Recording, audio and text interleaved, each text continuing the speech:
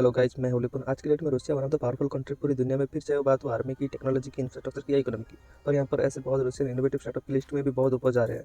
Telegram को तो आप देख ही रहे होंगे, और टेलीग्राम से कई खतरनाक स्टार्टअप आ रहे हैं पूरी दुनिया में बवाल मचाने। और एक चीज़ ये है कि सभी रूसियन स्टार्टअप का 79% मॉस्को में लोकेटेड है। Russia education, social and leisure and food tech startup के लिए एक आइडियल प्लेस है। देश में सबसे पॉपुलर इंडस्ट्री के रूप में रसिया में 766 education startups, 327 social and leisure startup और 305 फूड टेक स्टार्टअप का सैंपल है। तो मैं आज आपके लिए 5 माइंड ब्लोइंग स्टार्टअप्स पकड़ के लेके आया हूँ जो बिल्कुल ही हटके हैं। तो बिना टाइम वेस्ट करे शुरू करते हैं अपने 5th नंबर के स्टार्टअप से। इस स्टार्टअप का नाम है ट्रासेयर। अच्छा, क्या करता है स्टार्टअप? कंपनी खुद ड्रोन इमेजिंग का इस्तेमाल करके software solution create and develop करती है ताकि कंस्ट्रक्शन टीम को उनकी प्रोजेक्ट से बेटर पिक्चर बनाने में सहायता मिल सके। मुझे लगता है आप लोग नहीं समझ पाए होंगे, मैं अच्छी तरह से समझाता हूँ। लैंड डेवलपर साइट वर्कफेस के दौरान केवल कुछ ही बार प्रोजेक्ट का सर्वे करते हैं। ऐसा इसीलिए है क्योंकि ट्रेडिशनल सर्विंग स्लो और महंगा है। लेकिन ट्रासेयर क्या करता है कि ट्रासेयर क्लाउड बेस्ड प्लेटफॉर्म और ड्रोन सर्विस के साथ बहुत आसान बनाता है, जो 1 घंटे से भी कम समय में 100 एकड़ का सर्वे करता है। ये उस लैंड का एक 3D मॉडल बना देती है और इसमें आपको किसी दूसरे सॉफ्टवेयर की ज़रूरत नहीं पड़ेगी। आप इसी प्लेटफॉर्म में और एनी डिवाइस में सब कुछ कर सकते हैं। है ना कमाल का आइडिया? आप लोग जानते हैं एक घर बनाने के लिए लैंड का सर्वे करना कितना जरूरी है। आप इसे से अपने कहाँ पे क्या होना चाहिए वो भी देख सकते हैं। अच्छा, ये स्टार्टअप पैसे कैसे कमाते हैं वो भी बात कर लेते हैं। तो ये बेसिकली B2B में काम कर रहे हैं। मीन्स ये अभी leading home builders and land developers को एक सर्विस प्रोवाइड कर रहे हैं। बिल्डर्स के लिए ये एक चीपर एंड फास्टर सर्विस है। तो ये स्टार्टअप सही में पूरी कंस्ट्रक्शन इंडस्ट्री को बदलने जा रहा है अपनी विजन के थ्रू। और मेरे ख्याल से आने वाले टाइम में सभी कंस्ट्रक्शन कंपनी इसी सर्विस का यूज़ करने वाले हैं, क्योंकि एट द एंड ये चीपर फास्टर है। अगर इस स्टार्टअप को थोड़ा और करीब से देखें तो 2015 में स्टार्टअप फाउंड हुआ है। फंडिंग की बात करें तो लगभग $12 मिलियन के आसपास इन्होंने फंडिंग भी उठा लिया है आज की डेट में। मार्केट की बात कर लेते हैं, सिर्फ अमेरिका में इनकी सर्विस अवेलेबल है। हाँ, अभी एशियन मार्केट में आने में थोड़ा टाइम लगेगा, पर अगर ये सर्विस अवेलेबल होती है तो सही में बहुत बड़ा इम्पैक्ट होने वाला है कंस्ट्रक्शन इंडस्ट्री में। क्योंकि अमेरिका एक डेवलप कंट्री है, लेकिन अगर ये इंडिया में आ जाता है तो इंडिया अभी डेवलपिंग फेज में है, तो इनके सर्विस बहुत यूज होने वाले हैं।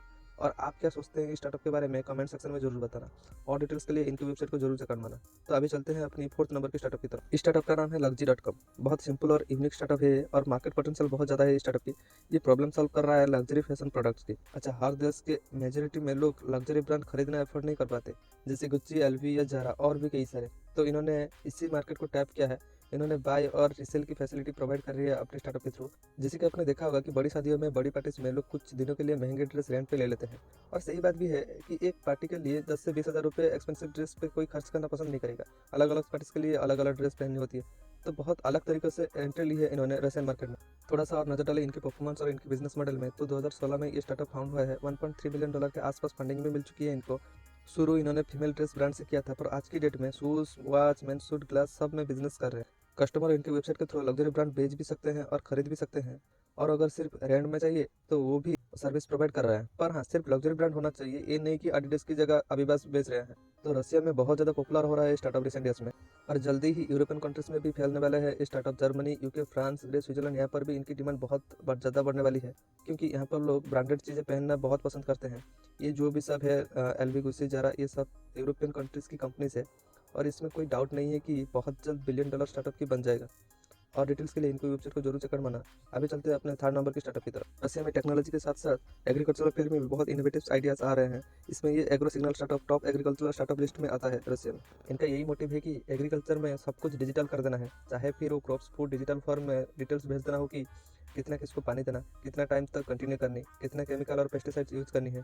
इनके ऐप के थ्रू लैंड की हालत क्या है और क्रॉप्स की हालत क्या है वो भी पता चल जाएगा। फिर फार्म से लेकर फार्म हाउस तक पहुंचाने की रेस्पॉन्सिबिलिटी भी इन्होंने अपने ऊपर ले ली है। फिर ये ड्रोन सर्विस भी दे रहे हैं, जिसे ड्रोन फार्म्स का लाइव अपडेट दे, ताकि फार्मर्स को खेतों में जाकर बार बार देखना ना पड़े। और अभी ये फार्मर्स के लिए फाइनेंसिंग और अकाउंटिंग के लिए भी इन्होंने ऐप बना दी। उसमें फैसिलिटी प्रोवाइड कर रहे हैं जिससे फार्मर कन्वीनियंट तरीके से अपने फंड को मैनेज कर पाए। तो एक्रॉस एग्रीकल्चर इंडस्ट्री में रिवोल्यूशन चला रहे हैं पूरा, और सब कुछ ऑटोमेशन कर रहा है। और अगर थोड़ा सा और करीब से देखें स्टार्टअप को, तो ये स्टार्टअप 2004 में फाउंड हुआ है। और अगर फंडिंग की बात करें तो $100 मिलियन के आसपास इन्होंने फंडिंग भी उठा चुकी है। और आप जाके ये सक्सेस की ऊंचाइयां छू रहे हैं, सेम जैसे टेस्ला और स्पेसएक्स 2003 में बनी, और अब जाके टेस्ला और स्पेसएक्स की सक्सेस पूरी दुनिया देख रही है। इलन मस्क सिर्फ 1 साल के अंदर ही दुनिया के सेकंड रिचेस्ट मैन बन जाते हैं, और अभी तो सबको पता है। तो ये एग्रो सिग्नल स्टार्टअप भी कुछ इसी तरह से रूसी में सुपर हिट हो रहे हैं अभी, और देखते हैं कभी ये पूरी दुनिया के लिए अपनी सर्विस ओपन करते हैं। और डिटेल्स के लिए इनकी वेबसाइट को जरूर चेक करवाना। अभी चलते हैं अपने सेकंड नंबर के स्टार्टअप की तरफ। इस स्टार्टअप का नाम है फास्ट डाटा। अच्छा, क्या करता है स्टार्टअप? अच्छा, ये मतलब थोड़ा इनोवेटिव स्टार्टअप भी है और लोगों के लिए प्रॉब्लम भी है। कैसे बताता हूँ आपको। अच्छा, आपने कई बार देखा होगा और सुना भी होगा कि आप जहाँ भी शॉपिंग करने जाते हो या कोई भी ऑनलाइन वेबसाइट में जाते हो, तो आपको कुछ घंटे बाद या कुछ दिनों बाद आपको उस प्रोडक्ट का ऐड दिखना शुरू हो जाता है।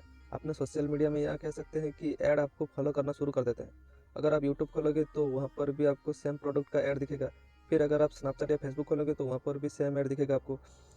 इसके ऊपर नेटफ्लिक्स में भी मूवी बनी है सोशल डिलेमा नाम से, आप में से शायद कई लोगों ने देखी भी होगी। तो जो भी है सब प्रोसेस होता है, ये सब इसी तरह के स्टार्टअप ही करते हैं। ये स्टार्टअप सारा डाटा स्टोर करते हैं कस्टमर का, चले चाहे फिर वो ऑनलाइन वेबसाइट का हो या सोशल मीडिया प्लेटफॉर्म का हो, और फिर उस डाटा के हेल्प से कंपनीज को एकदम एक्यूरेट कस्टमर ला के देते हैं।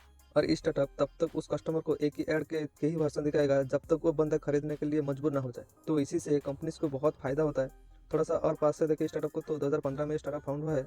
रशिया के सारी कंपनीज लगभग इनके सर्विस यूज करती हैं। अपने एंड कस्टमर्स तक पहुंचने के लिए रशिया के अलावा चाइना में भी इनकी सर्विस अवेलेबल है। $1 मिलियन के आसपास इन्होंने फंडिंग भी उठा लिया अभी तक। रशिया के मोस्ट पॉपुलर स्टार्टअप में से इनका नाम भी आता है।